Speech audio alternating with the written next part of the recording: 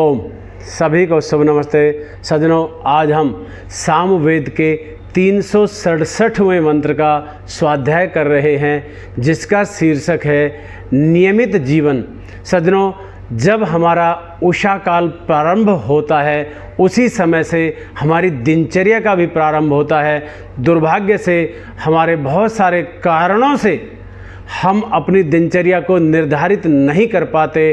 फिर भी जो सज्जन दिनचर्या को निर्धारित कर सकें वो बहुत ही अच्छा आरोग्य प्राप्त कर सकते हैं, स्वास्थ्य अच्छा वो प्राप्त कर सकते हैं। क्योंकि दुनिया के सभी प्राणी, पशु हैं, पक्षीगण हैं, सब उषा काल होते ही, अर्थात जैसे ही इधर पीली पूर्व दिशा में फटती है तो तुरंत सब पक्षीगण, पशुगण चल देते हैं अपने भोजन इत्यादि की तलाश में, और हम कई कारणोंवश उस समय गहरी नींद का आनंद ले रहे होते हैं, जो कि स्वास्थ्य के लिए अच्छा नहीं है।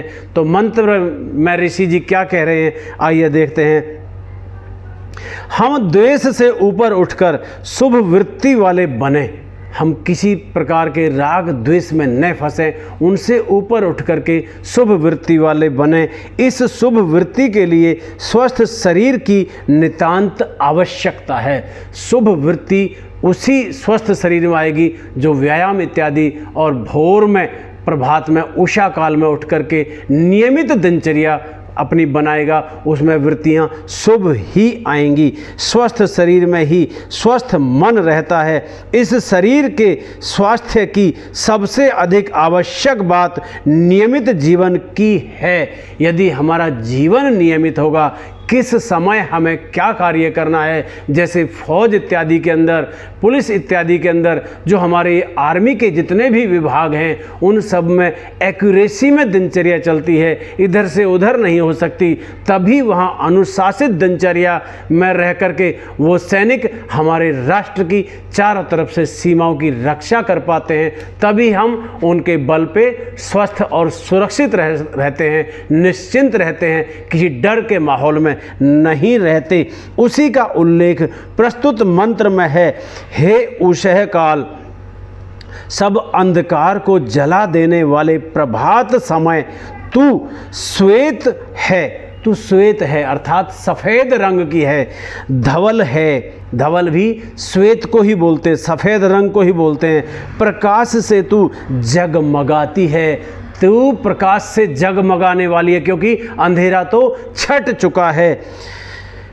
अपने नियमित मार्ग पर चलने वाले, सदा गतिशील ये पशु पक्षी भी तेरा प्रादुर्भाव होने पर प्रकर्षण गतिमय हो जाते हैं। जब तेरा प्रादुर्भाव होता है, अर्थात उषः काल का जब उदय होता है, तो ये सारे पक्षीगण, सारे पशु इत्यादि सब अपनी उन्नति के रास्ते पर चल देते हैं। दिनचर्या और जीवनचर्या यानी कि पेट भरण के रास्ते पर वो निकल पड़ते हैं। अपने अपने घोंसले व गोष्ठों को छोड़कर, घोंसले होते हैं, गोष्ठ होते हैं, जैसे गौशाला इत्यादि होती हैं, उन सब को वो छोड़ करके वो निकल पड़ते हैं पशु सारे। आजीविका अर्जन के लिए चल देते हैं। ये सदा एक नियमित गति से चलते हैं, यानी कि उनकी कोई छुट्टी नहीं होती, उनका कोई रविवार नहीं होता, उनका कोई त्यौहार नहीं होता, उनका किसी प्रकार का उत्सव नहीं होता, उनका किसी प्रकार का कोई आयोजन नहीं होता। उनकी दिनचर्या अबाध गति से पूरा जीवन भर चलती है। और वैसे ही वो हमें प्रेरणा भी देते हैं कि हमें भी किसी उत्सव इत्यादि, किसी रविवार इत्यादि की छुट्टी करके अपने स्वास्थ्य से खिलवाड़ नहीं करना चाहिए।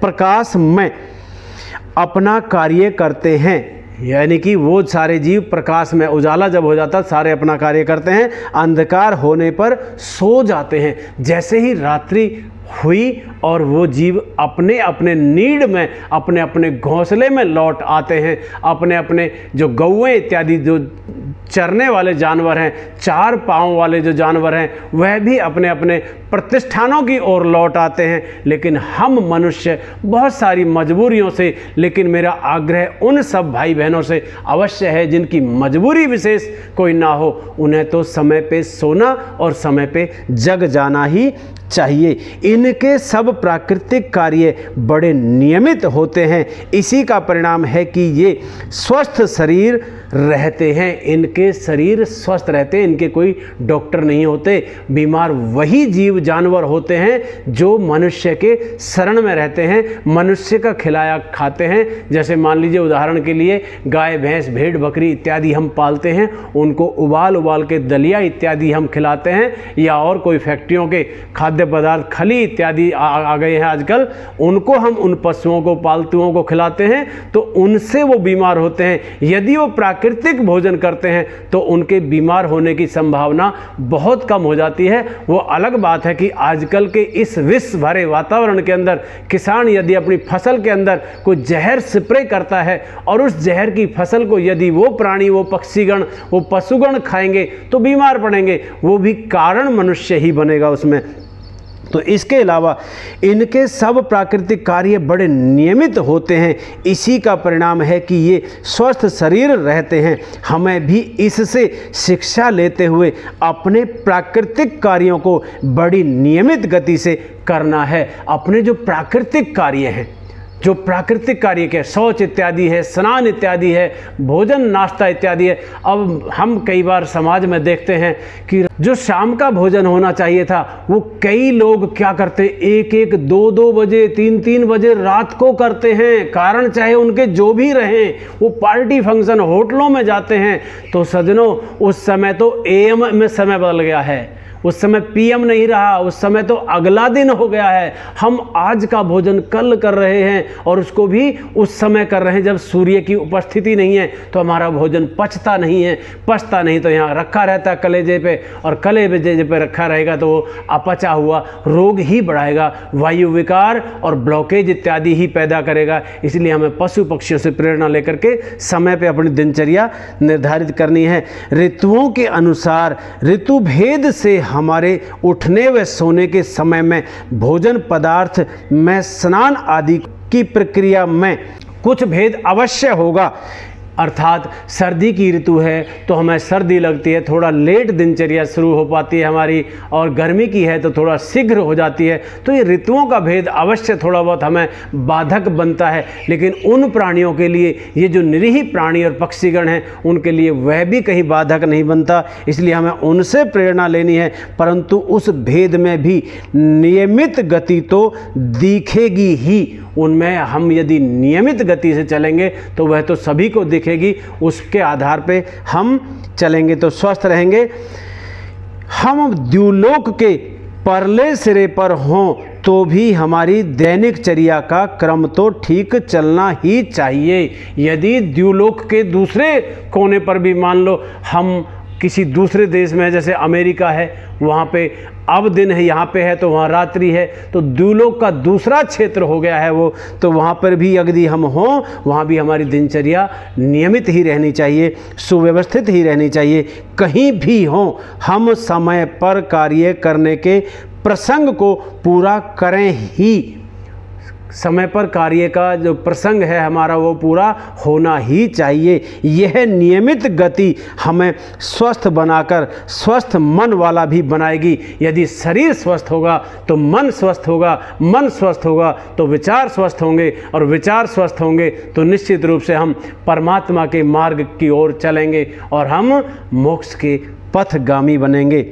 बुद्धिमत्ता इसी मार्ग को अपनाने में है। जो अपनाते हैं वे प्रस्कण्व मेधावी, जो अपनाते हैं वे प्रस्कण्व मेधावी हैं। इस मार्ग पर चलना भी तो मेधा को बढ़ाने का साधन है। मेधा, बुद्धि और ऋतंभरा से हमारा मस्तिष्क अलंकृत हो जाएगा, हम विवेकशील बनेंगे। हम कोई गलत कार्य में प्रवृत्त हो नहीं सकते जब हमारी बुद्धि मेधा और ऋतंभरा से अलंकृत होगी। तो ये इस मंत्र में आपने पढ़ा। अब मंत्र का भावार्थ है, मैं अपने शरीर धर्मों में ऋतुओं के अनुसार नियम से चलने वाला बनूं। शरीर का धर्म जो है, शरीर का धर्म है कि हम नियमित समय पे उठें। ये शरीर की मांग है, मन की मांग नहीं होती। मन ही कहता है कि अभी और सो लीजिए, अलार्म बज गया उसको बंद कर दीजिए, अभी और सोना है। और हम 5 मिनट और सोने की बात करके आधा आधा, 1-1 घंटा, 2-2 घंटा और सो जाते हैं। लेकिन वो उषा काल तब तक निकल जाती है, और उषा काल निकल गई तो हमारा स्वास्थ्य अच्छा नहीं होता। इसलिए सज्जनों, आप सभी से आशा है, उम्मीद है, आप उषा काल का पूर्ण सम्मान करें और अपनी दिनचर्या को व्यवस्थित करें। आप सभी ने वीडियो को ध्यानपूर्वक सुना, सभी का धन्यवाद। शुभ नमस्ते। ओम।